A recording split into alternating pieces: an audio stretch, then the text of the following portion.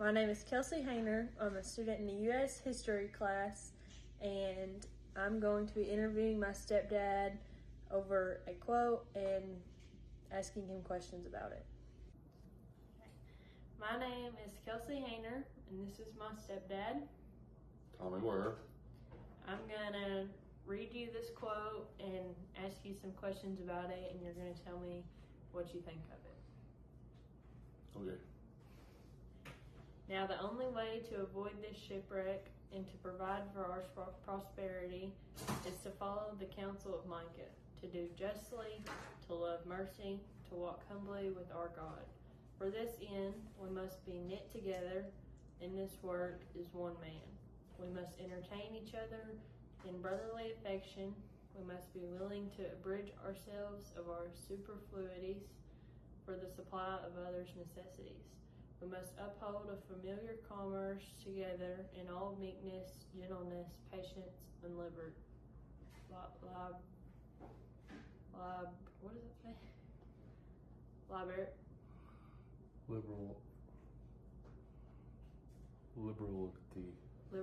Liberality. For we must consider that we shall be as a city upon a hill. The eyes of all people are upon us, so that if we shall deal falsely with our God in this work we have undertaken, and so cause him to withdraw his present help from us, we shall be made a story and a byword through the world. Okay, have you heard this before? No. You know where it comes from, no? Okay, what do you think was happening at this time from this quote?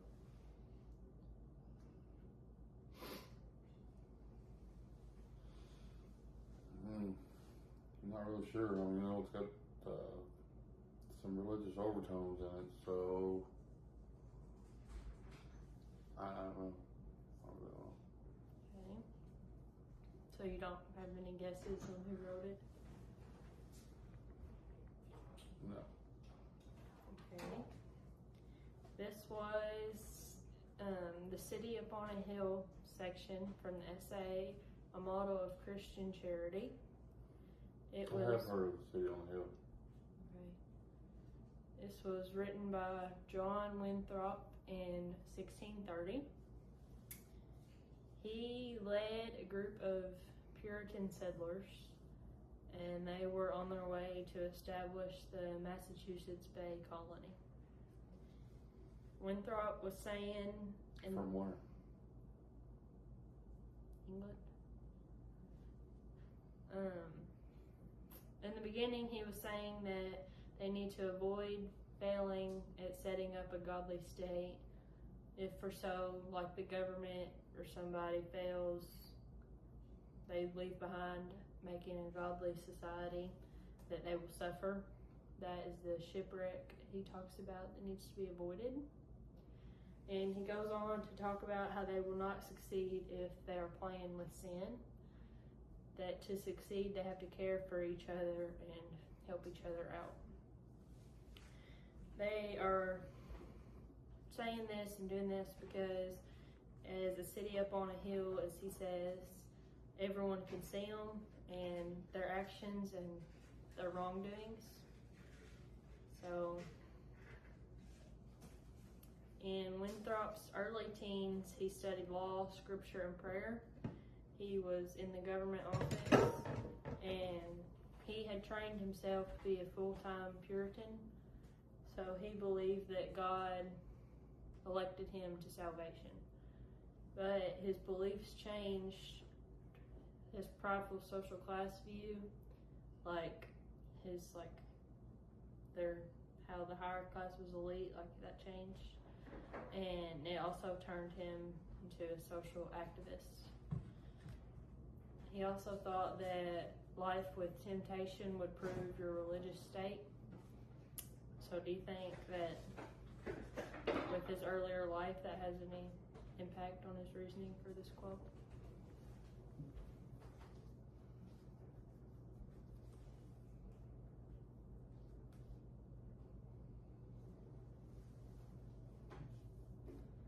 Well,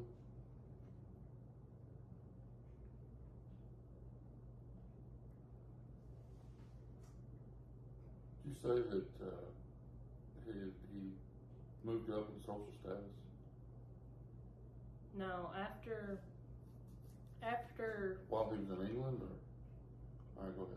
what do you mean? Like, Well, I'm trying to figure out if his early life had anything to do with the quote. while he was studying scripture and law and stuff, that made him realize that, like, the wealthy people on the top, like his elite, like their eliteness wasn't nothing. You know what I mean? Didn't make them any better than that. Yeah.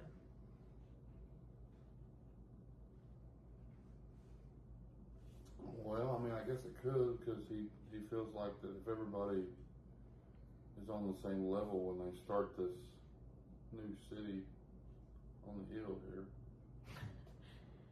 that everybody can look at this and see how profitable and how well it's working,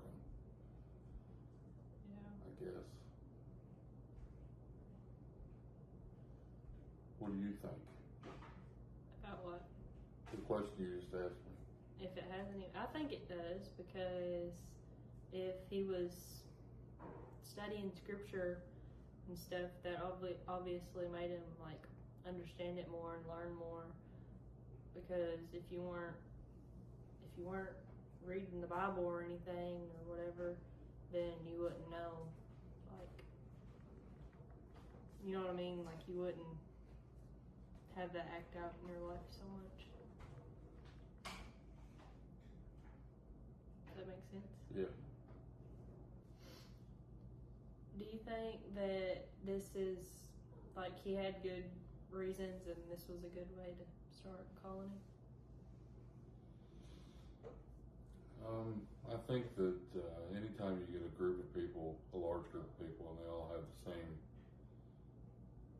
way of thinking, same concept of the way life should be, I think that you have a pretty good shot at getting to the other side of what you want to do. Yeah. And Massachusetts is still there, so I guess some of it worked. Okay. I thought the same thing about the first part. So do you think that this quote brought people together and changed their ways whenever they got to America?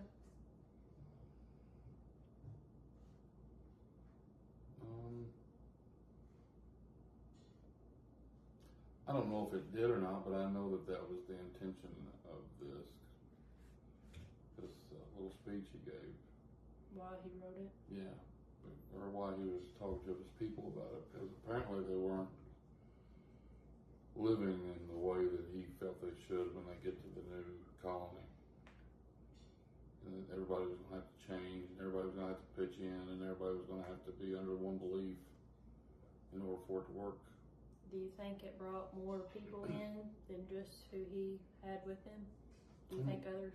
I'm sure people joined him, and they probably lost a few, and I'm sure it was a rough time.